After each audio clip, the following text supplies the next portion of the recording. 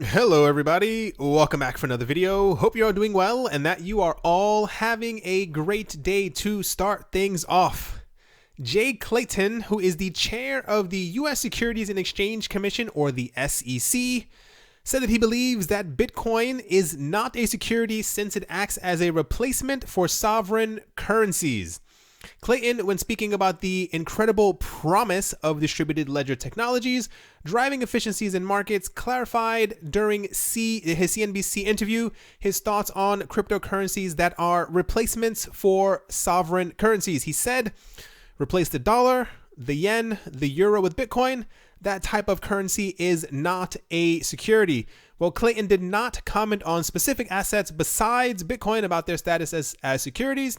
He went on to explain that what he considers to be a security are tokens that act as digital assets. He said, where I give you money and you go off and make a venture, and in return from me giving you my money, you say, you know what, I'm going to give you a return. That is a security, and we regulate that. We regulate the offering of that security, and we regulate the trading of that security.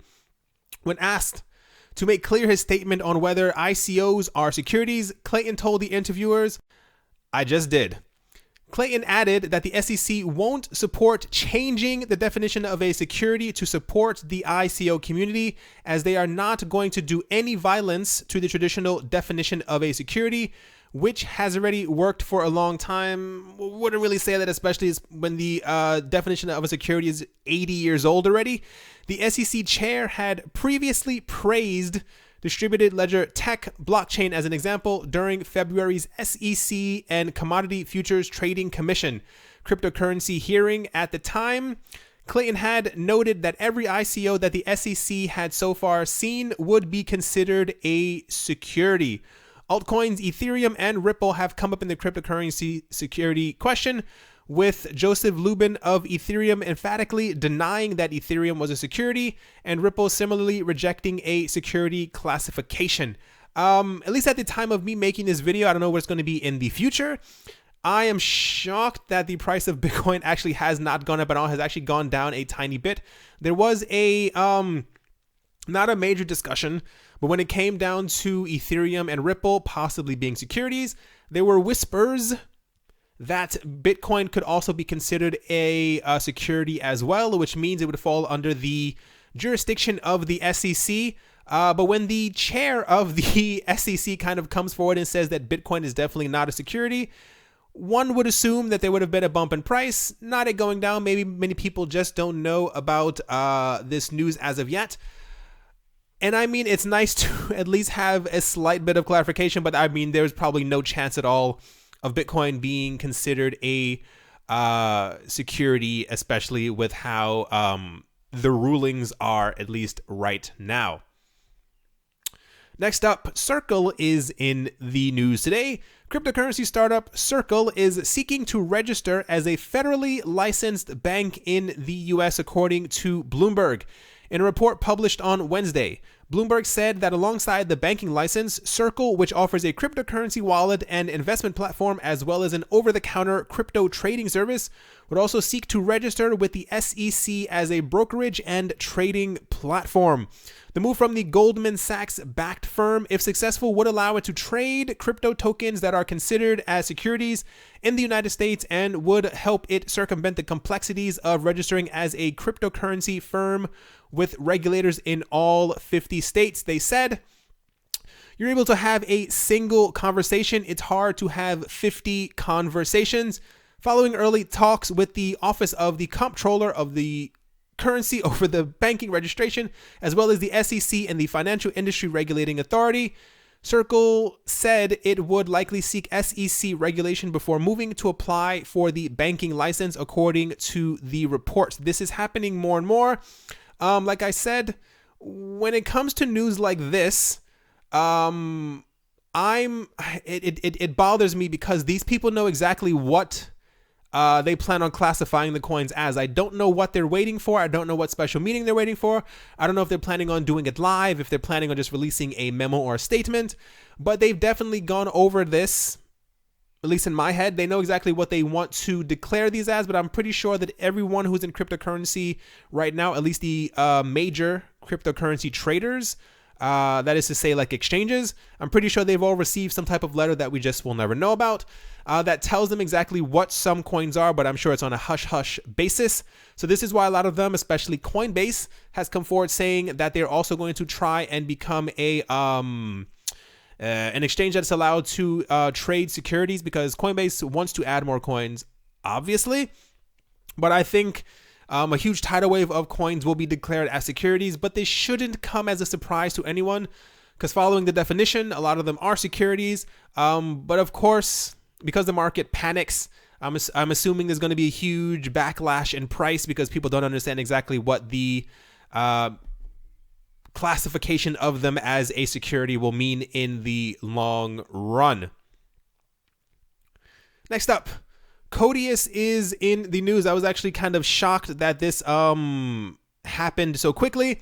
So Codius, the platform, had been discontinued in 2015 due to the presence of a small market from the product back then and the lack of a standard for payments on the smart contract ecosystem.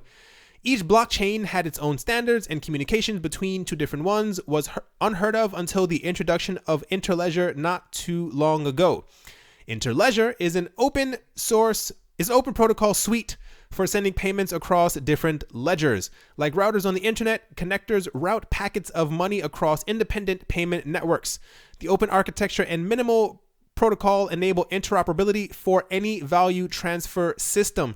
Interledger is not tied to any one company, blockchain, or currency.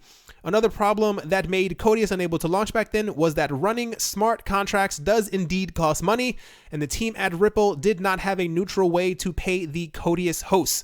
The problem was solved by creating an abstract layer that would allow users to send and receive any digital asset, fiat currency, or any other kind of value.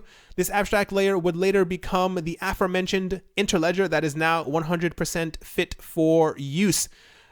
So with Interledger available, a new version of Codius, now available for download on GitHub. Since it is an open source platform, the team at Ripple made the announcement via Medium. Many developers have reached out to the team at Ripple. They said this earlier. There was some sort of, there's a conference going on, I believe, in Amsterdam that's still ongoing. And this is, I heard part of what they had to say when they were talking about this. They said many developers have reached out to the Ripple team with the challenges they faced while using the Ethereum platform, such as high transaction fees, high latency, convoluted programming model, and lack of scalability. Codius solves these issues by making it possible to program using traditional program languages such as C++, Java, JavaScript, C#, and so on. This is not digital propaganda like you might think.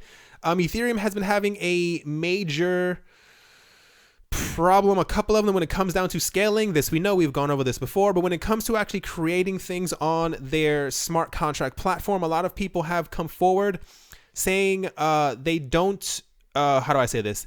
It's difficult for them to create anything on top of Ethereum because it is not written in some of the more well-known languages. This is why EOS is getting a lot of attention, because I believe, if I'm not mistaken, that you can write smart contracts on EOS and C++, which is one of the most well-known programming languages. So the fact that that you're also available to be able to write in these languages as well with these smart contracts is very significant.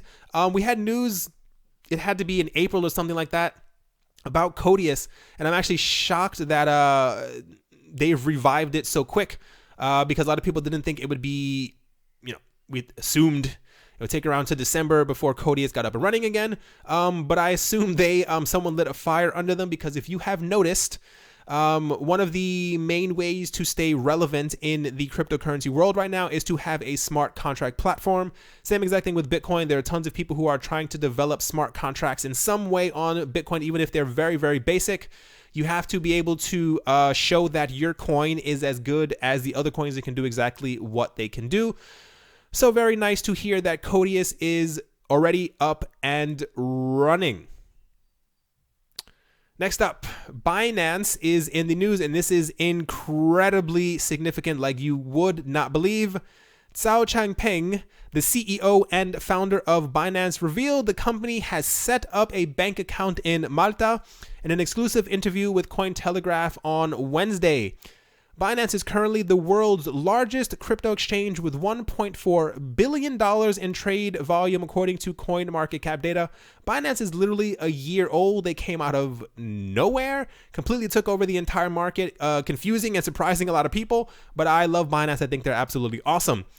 The move brings the exchange one step closer to its plans to offer fiat to crypto deposits and withdrawals on its platform, a feature that would further improve the exchange's liquidity and facilitate new investors entering the space with fiat purchases.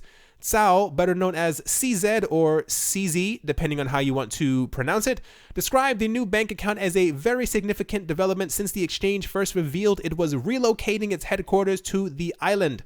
Malta is fast establishing itself as a haven for blockchain companies, given its robust and transparent crypto regulatory climate.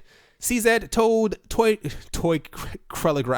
Cointelegraph he hoped fiat crypto trading on Binance would launch in Malta within the year, also indicating plans to offer the service in Uganda and potentially Asia as well. That is incredibly significant. More broadly, the CEO reflected on Binance's progress in Malta, which he affirmed is going very well, revealing that the company is also in talks with Malta's traditional equities stock exchange about a possible future collaboration. This aside, the stock exchange thing, that is already completely mind-blowing. The fact that, like I said, they've been around for a year, think about that. When Binance finally, I really hope this happens before the summer ends, because this will... the market's going to go absolutely insane. I don't think people get how big Binance is. When Binance adds fiat to crypto pairings, Coinbase is probably going to become dust. And I don't mean that as a joke. I don't mean that as it's not a threat. I don't even know the people from Coinbase. It's going to change the landscape of crypto as we know it. The problem with Coinbase is, I like Coinbase. I like that they have a lot of friends around the world, and when they're looking to get into a cryptocurrency, into crypto in general, I've recommended them Coinbase simply because they can have friends from Australia. You can buy in with the Australian dollar, you can buy in with the euro, you can buy in with the US dollar, you can buy with some Asian currencies if I'm not mistaken. So they've covered their bases on exactly what they can take. Binance, this isn't even all of them. Binance has Bitcoin, Bitcoin Cash, Bitcoin Gold, Ethereum, Ethereum Classic, EOS, Dash, Litecoin, Neo, Gas, Zcash, Dash, Ripple, and I think like 30 to 50 other things. When they allow fiat currencies on their website, it is going to decimate every single other cryptocurrency exchange. I know that Coinbase has been working quite diligently over the last couple of weeks, maybe months, trying to make sure that they can eventually add other coins. The SEC is very slow. I think that's the nicest way that I can say it. Like I'm 1,000% certain they know exactly what they want to classify these coins as. Why they're taking their sweet time, one only knows. But when Binance gets fiat pairings, this is going to be absolutely monumental, because all of the attention that Coinbase has, especially with their 4 coins that they have on their website, all the attention is going to completely go away, because they will now be able to do this on the world's largest cryptocurrency exchange. I'm excited for this. I'm sure a lot of you are as well. I didn't mean to hype it up, but you have to see exactly how significant this is going to be, especially as we go forward. I am very proud of Binance. I'm glad that they've been able to completely corner the market. I hope that SBI also does as well. They also plan on adding a couple of other coins, and I think that people in Japan at first will be able to buy, sell, and trade in crypto, in fiat currencies as well. But by the end of the year, if Coinbase does not get it together, Binance is literally... there will be no way to catch up to them, especially because Coinbase would probably not be able to add 60 coins at one time. Next up, Wall Street continues to show a great interest in Bitcoin. Various firms are looking at the concept of introducing trading desks. One company, which has flown under most people's radar, that's right, already took the plunge a while ago. Susquehanna International Group has built up a trading desk of a dozen people buying and selling the cryptocurrency. A lot of money can be made and lost with cryptocurrencies that we know. The volatile nature of this industry makes it appealing to speculators and investors. It was a matter of time until Wall Street big shots began dabbling in these currencies as well. So far, most of the major firms are still in the early process of developing these new options for their clients, but I'm pretty sure they're already buying it themselves. You all know that. This is not the case for Susquehanna International Group. The firm is best known for trading stocks, ETFs, and options. In that regard, it is not all that different from most Wall Street firms on the market today. What does make it unique is its position in the cryptocurrency trading industry. The privately owned firm has been buying and selling Bitcoin and other cryptocurrencies through private deals for 2 years. Expanding this functionality will occur shortly. The company indicates they will expose 500 of its clients to cryptocurrency trading in the coming weeks. If successful, the venture will be expanded upon rather quickly. It is another sign of how cryptocurrencies are bound to go mainstream very soon. Moreover, it seems a matter of time until other financial institutions follow this lead by example. It's kind of these things that allow me to remain perplexed as to why the market doesn't move, because it's very peculiar. This time last year, when the market, I don't remember the exact price of Bitcoin. I want to say it was around 3,000-4,000 around this time of year. There was barely any interest in the market. The market, I almost said the market, sis. The market's interest has increased by, it has to at least be 10, 15, 20 fold by now. And so for the prices to ever go down, more than 3% a day, is I still wonder. I still wonder exactly what it's going to take to push the price of things up. There was something earlier, and I responded to someone in the comment section yesterday or sometime recently. There was news from, I believe it was Google, that Bitcoin interest has actually fallen by 90% if you look at like Google Trends and stuff like that. On an index of 100. The index was 100 this time last year, and especially as we flew through the entire 2017. But as we are now, the Bitcoin interest index is around like 10 out of 100, so it's dropped by 90%. And even like it's now, I believe it's like Tron, Ethereum, Ripple, EOS, and IOTA are actually outpacing Bitcoin when it comes to interest. But as we all know, Bitcoin, at least for the moment, dictates the market. But it's good to hear that at least, these Wall Street people are dabbling. I just wish they would dabble a bit quicker so we can kind of move on from this entire bear market or whatever you want to call it. Last up, CFTC is in the news like always. Cryptocurrencies are here to stay, a U.S. Commodities Future Trading Commission official said this week. Rostin Bingham, one of the CFTC's commissioners, spoke during the Blockchain for Impact Global Summit held at the United Nations Plaza on Monday. During his speech, he emphasized the major potential for blockchain to address issues in healthcare, employment, and crime, among other sectors. Calling cryptocurrencies a technological revolution, Bingham said, but virtual currencies will become part of the economic practice of any country, anywhere. Let me repeat that. These currencies are not going away, and they will proliferate to every economy in every part of the planet. Virtual currencies could transform the economic and social landscape.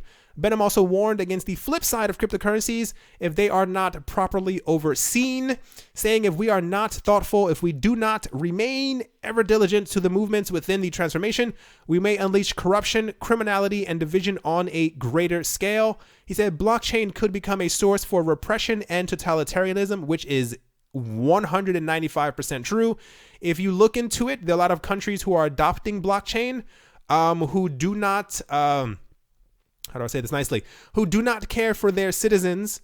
And there are rumors and indicators that they plan on using blockchain not to actually help people or to help people, pay or, put things on the blockchain that they want to digitize, but it's going to be to follow people and see exactly, they're looking at, people's personal lives, anything that, encompasses someone's personal life. They're looking to put this information on blockchain so that should they want to ever take this person in for questioning or something, they can literally go through this entire person's life and tell them exactly what they have done when they were 16 years old, and they can kind of, run everything. It's kind of nuts what exactly can be done with this technology. So I hope going forward that countries kind of do the right thing. Just to talk a little bit about this topic, I like to watch a lot of documentaries, and I was watching a documentary earlier about the future of crime, and it was the future of crime with cryptocurrencies. This isn't something negative. It's more of a, I get very interested when I hear things like this. The entire point of the documentary was in very rural places in the United States. A lot of people, whether it be people doing the oldest profession in the world, you know what that is, or selling drugs, narcotics, or doing anything that may be deemed illegal, a lot of people are actually switching to cryptocurrencies as their like method of payment, or how they're kind of getting around and circumventing things. And I sat there and I was thinking, and I was like, it's kind of weird that we're actually in the future.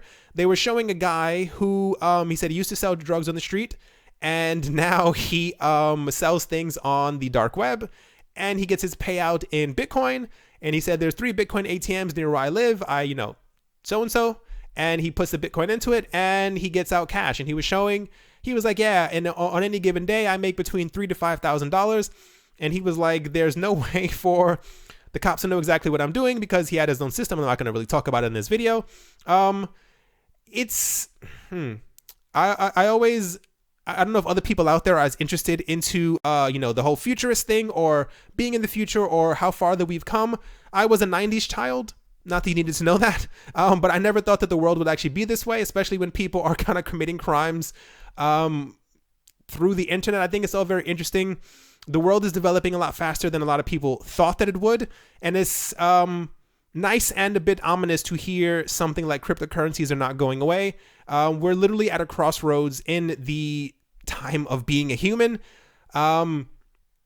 It's gonna, time will tell exactly if we did this correctly, if we took the time to see exactly the benefits of cryptocurrencies, or if we kind of took it too far and it becomes this, destructive thing that we hoped would revolutionize finance and the entire world as we know it. So not to spend too much time, I just thought I like talking about things like this. I like watching documentaries. If you ever have time, like literally watch documentaries on Bitcoin and the digital revolution. They're all very interesting, and a lot of stuff is happening that you would not expect, especially the people who are in it.